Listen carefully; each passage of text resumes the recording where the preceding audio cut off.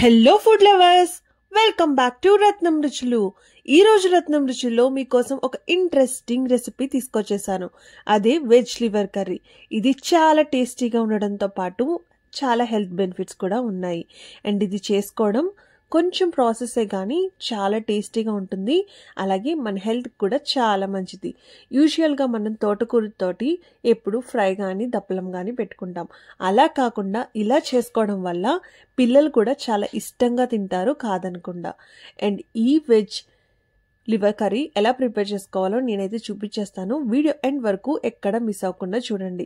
అలాగే ఇది మనం స్నాక్ కింద కూడా తినేయచ్చు, అంత టేస్టీగా ఉంటుంది. మరి రెసిపీ ఎలా తయారు చేసుకోవాలో చూపించేస్తాను. వీడియో ఎండ్ వరకు ఎక్కడ మిస్ అవ్వకుండా చూడండి. మరి మా ఛానల్ని మీరు ఫస్ట్ టైం చూస్తున్నట్టయితే please do like, share and subscribe to Ratnam Ruchulu. మరి రెసిపీ ప్రిపేర్ చేసేసుకుందాం పదండి. ఈ కర్రీ ప్రిపేర్ చేసుకోవడానికి ముందుగా ఒక బౌల్ తీసుకుని ఆ బౌల్లో మనం వాటర్ వేసుకుని బాయిల్ చేసుకోవాలండి. ఇలా వాటర్ బాయిల్ అవుతున్నప్పుడు మనం ముందుగా కడిగి పెట్టేసుకున్న తోటకూరను దీంట్లో వేసేసుకోవాలి. సో నేను కాడలతో పాటు వేసేస్తున్నాను. కాడలు అనేది తీయాల్సిన అవసరం లేదు, మనం జస్ట్ రూట్స్ తీసుకుంటే సరిపోతుంది. సో ఇలా వేసేసిన తర్వాత దీంతో పాటు మనం పచ్చిమిర్చి కూడా యాడ్ చేస్తాం. నేను ఇక్కడ 4 పచ్చిమిర్చి తీసుకున్నాను. అలాగే కొంచెం సాల్ట్, అలాగే కొంచెం పసుపు కూడా యాడ్ చేసుకుంటున్నానండి. సో పసుపు సాల్ట్తో పాటు కొంచెం షుగర్, ఒక 1/2 టేబుల్ స్పూన్ షుగర్ వేసుకున్నాను. షుగర్ వేసుకోవడం వల్ల మనకి కలర్ అలాగే ఉంటుందండి, కలర్ అనేది చేంజ్ అవ్వదు. యూజువల్గా మనం వెజిటబుల్స్ బాయిల్ చేసినప్పుడు మనం ఆ కలర్ అనేది చేంజ్ అయిపోతుంది కదా. సో ఇలా షుగర్ వేసుకోవడం వల్ల ఆ కలర్ అనేది చేంజ్ అవ్వదు, గ్రీన్ కలర్లోనే ఉంటుందన్నమాట. ఇప్పుడు ఇది స్ట్రైనర్లో తీసుకొని స్ట్రెయిన్ చేసేసుకుంటున్నాను. స్ట్రెయిన్ చేసేసుకున్న తర్వాత దాంట్లో ఉన్న వాటర్ అంతా బయటకు వచ్చేస్తుంది కదండి. ఇప్పుడు దీన్ని మనం మిక్సీ పట్టేసుకోవాలన్నమాట. సో ఇలా స్ట్రెయిన్ అయిపోయిన తర్వాత నేను మిక్సీలో వేసేసుకుని మిక్సీ పట్టేసుకుంటున్నాను. ఇది చల్లారిన తర్వాత మనం మిక్సీ పట్టుకోవాలండి. సో ఇప్పుడు ఒక గ్లాస్ బౌల్ తీసుకుని మనం పేస్ట్ చేసి పెట్టుకున్న ఈ తోటకూరని దీంట్లో వేసేసుకుంటున్నాము.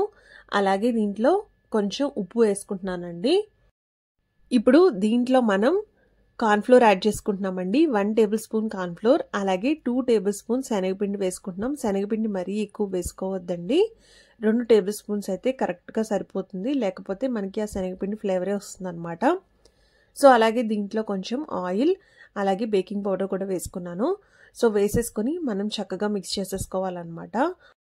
ఆయిల్ వేసుకోవడం వల్ల ఈ లివర్ అనేది చాలా సాఫ్ట్గా వస్తుంది అనమాట.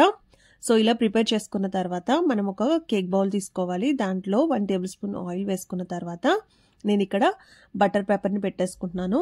బటర్ పేపర్ పెట్టుకున్న తర్వాత మనం ముందుగా ప్రిపేర్ చేసుకున్న బ్యాటర్ని దీంట్లో వేసేసుకోవాలండి. సో మనం కేక్ ఎట్లయితే వేస్తామో అట్లా వేసేసుకుంటున్నాము. సో ఈ విధంగా వేసేసుకున్న తర్వాత దాన్ని ఈవెన్గా స్ప్రెడ్ చేసేసుకోవాలి. స్ప్రెడ్ చేసేసుకొని ఎటువంటి ఎయిర్ బబుల్స్ లేకుండా చూసుకోవాలన్నమాట. ఇప్పుడు దీన్ని మనం కుక్కర్లో పెట్టి ఆవిరి మీద ఉడికించుకుంటాము. నేను ఇక్కడైతే ఇడ్లీ పాత్ర తీసుకుంటున్నానండి. నా దగ్గర ఇడ్లీ స్టాండ్ ఉంది.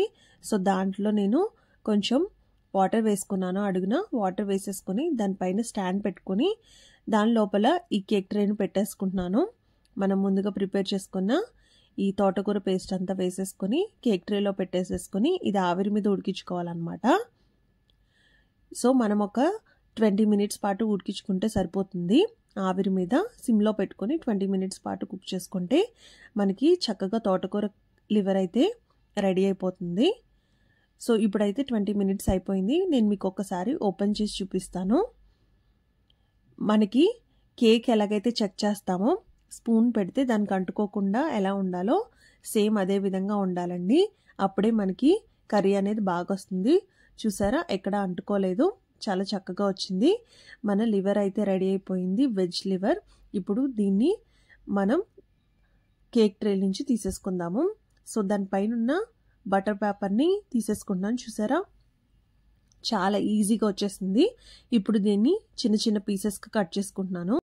మనకు కావాలంటే ఫింగర్స్ లాగా కూడా కట్ చేసుకోవచ్చండి, చాలా బాగుంటుంది. అలా కాకుండా ఇలా చిన్న చిన్న పీసెస్ కింద కట్ చేసుకుంటే మనకి ఆ నాన్ వెజ్ తిన్న ఫీల్ అయితే వస్తుంది అనమాట. సో చూసారా, ఈ విధంగా అయితే కట్ చేసేసుకోవాలి. నేనైతే మొత్తం పీసెస్ కింద కట్ చేసేసుకున్నాను.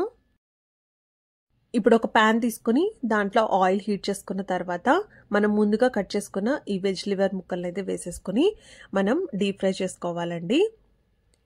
సో అవంతా ఈవెన్గా ఫ్రై అయిపోవాలన్నమాట.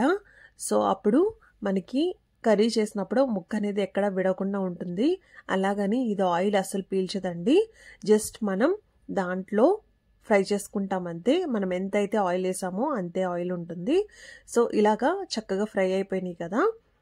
ఫ్రై అయిపోయిన తర్వాత నేను తీసుకుని పక్కన పెట్టేసుకుంటున్నాను. అలాగే రిమైనింగ్ ఉన్న వాటిని కూడా నేను ఫ్రై చేసేసుకొని తీసుకుని పక్కన పెట్టేసుకుంటున్నానండి. ఇప్పుడు అదే ప్యాన్లో ఆయిల్ తీసేసుకుంటున్నాను. కొంచెం ఆయిల్ వేసుకుంటున్నాను. కర్రీకి సరిపడినంత ఆయిల్ వేసేసుకొని దీంట్లో షాజీరా వేసుకుంటున్నాను. దాంతోపాటు ఒక ఆనియన్ని చిన్న చిన్న పీసెస్ కింద కట్ చేసుకుని దీంట్లో వేసేసుకుని ఫ్రై చేసుకోవాలండి. సో ఇలా చక్కగా ఫ్రై అవుతున్నప్పుడు మనం ముందుగా చిన్న చిన్న పీసెస్గా కట్ చేసి పెట్టుకున్న పచ్చిమిర్చిని యాడ్ చేసుకోవాలి. సో ఈ పచ్చిమిర్చి కూడా యాడ్ చేసుకున్న తర్వాత దీంట్లో కొంచెం కరివేపాకు అలాగే అల్లం వెల్లుల్లి పేస్ట్ యాడ్ చేసుకుంటున్నాము. అల్లం వెల్లుల్లి పేస్ట్ 1 టేబుల్ స్పూన్ అయితే సరిపోతుందండి. వేసేసుకుని ఒకసారి బాగా ఫ్రై చేసేసుకోవాలి ఆ పచ్చివాసన పోయేంత వరకు. ఇప్పుడు దీంట్లో ఒక టమాటోను చిన్న చిన్న పీసెస్ కింద కట్ చేసుకుని వేసుకున్నాను. అది కూడా చక్కగా ఫ్రై అయిపోవాలండి. ఇప్పుడు దీంట్లో 1 టేబుల్ స్పూన్ ధనియాల పొడి అలాగే 1 table spoon garam masala powder అలాగే 1 టేబుల్ స్పూన్ పెప్పర్ పౌడర్ వేసుకుంటున్నానండి. సో ఇవన్నీ వేసుకున్న తర్వాత మనం పసుపు కారం అలాగే ఉప్పు కూడా వేసేసుకుంటున్నాం. కారం వచ్చేసి నేను 1 టేబుల్ స్పూన్, ఉప్పు కూడా 1 టేబుల్ స్పూన్ వేసుకుంటున్నాను. ఆల్రెడీ మనం తోటకూర దాంట్లో వేసుకున్నాం కాబట్టి ఉప్పు మరీ అంత పడదు, చూసుకుని వేసుకోండి మనకు టేస్ట్కి సరిపడినంత. ఇప్పుడు దీంట్లో కొత్తిమీర వేసేసుకుంటున్నాను. సో చూసారా ఈ ఆనియన్ అండ్ టమాటో అంత దగ్గరికి వచ్చేసింది కదా. ఇలా దగ్గరికి వచ్చేసినప్పుడు దీంట్లో మనం పెరుగు వేసుకుంటున్నామండి. పెరుగు వచ్చేసి 1 టేబుల్ స్పూన్ పెరుగు యాడ్ చేసేసుకుంటున్నాను. వేసేసుకుని మనం ఒకసారి బాగా మిక్స్ చేసేసుకుంటే దాంట్లో ఉన్న ఆయిల్ అంతా బయటకు వచ్చేస్తుంది అనమాట. సో ఇలా వచ్చినప్పుడు నేను ఇక్కడైతే వాటర్ యాడ్ చేసుకుంటున్నాను. వాటర్ వచ్చేసి మన టీ గ్లాస్ కంటే పెద్ద గ్లాస్ వాటర్ అయితే యాడ్ చేసేసుకోవాలి. వేసేసుకొని చక్కగా ఉడికించుకోవాలన్నమాట. సో ఇలా ఉడుకుతున్నప్పుడు మనం ముందుగా ఫ్రై చేసి పెట్టుకున్న ఈ వెజ్ లివర్ ముక్కలను అయితే దీంట్లో వేసేసుకోవాలి. సో చూసారా అసలు మనం చెప్తే కానీ తెలియదు అనమాట ఇది వెజ్తో ప్రిపేర్ చేసిన లివర్ కర్రీ అని చెప్పేసి. తిన్నా కూడా అది నాన్ వెజ్ అనుకుంటారు, అంత టేస్టీగా ఉంటుంది. టేస్ట్ కూడా కనిపెట్టలేరు అనమాట.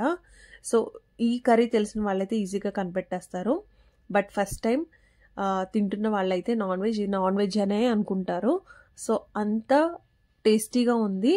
అండ్ ఈవెన్ వెజ్ లవర్స్ కూడా మంచి ఆప్షన్ అని చెప్పొచ్చు. ఇది ప్రోటీన్లో కానీ కాల్షియంలో కానీ చాలా మంచిది, మన బోన్ స్ట్రెంత్ పెరుగుతుంది. సో చూసారా ఇలా ఇంత డ్రై అయ్యేంత వరకు ఫ్రై చేసేసుకోవాలి. నేను చక్కగా ఫ్రై చేసేసుకున్నాను. ఇక్కడ బౌల్లోకి తీసుకుని సర్వ్ చేసేసుకుంటున్నానండి. సో ఇది రైస్లోకి రోటీస్లోకి అన్నిటిలోకి బాగుంటుంది. కావాలంటే మనం ఇది ఈవినింగ్ స్నాక్ కింద కూడా చక్కగా ఎంజాయ్ చేస్తూ తినేయచ్చు, అంత టేస్టీగా ఉంది. నేను పైనుంచి స్ప్రింగ్ ఆనియన్స్ అలాగే లెమన్తో గార్నిష్ చేసేసుకున్నానండి. సో చాలా అంటే చాలా చాలా టేస్టీగా ఉంది రెసిపీ. మీరు కూడా కంపల్సరీ ఒక్కసారైనా ట్రై చేయండి, మీకు కూడా చాలా బాగా నచ్చుతుంది. అలాగే పిల్లలు కూడా చాలా ఇష్టంగా తినేస్తారు. ఇదేదో వెజ్ మంచూరియా లాగా ఉంది అన్నట్టు. సో తప్పకుండా ట్రై చేయండి. ట్రై చేసి ఎలా ఉందో కామెంట్ సెక్షన్లో కామెంట్ చేయడం మాత్రం మర్చిపోవద్దు. మరి మా రెసిపీస్ కనుక మీకు నచ్చినట్టయితే please do like, share and subscribe to Ratnam Ruchulu. మరిన్ని ఇంట్రెస్టింగ్ అండ్ టేస్టీ రెసిపీస్ కోసం చూస్తూనే ఉండండి. Thanks for watching. Bye. See you in next video.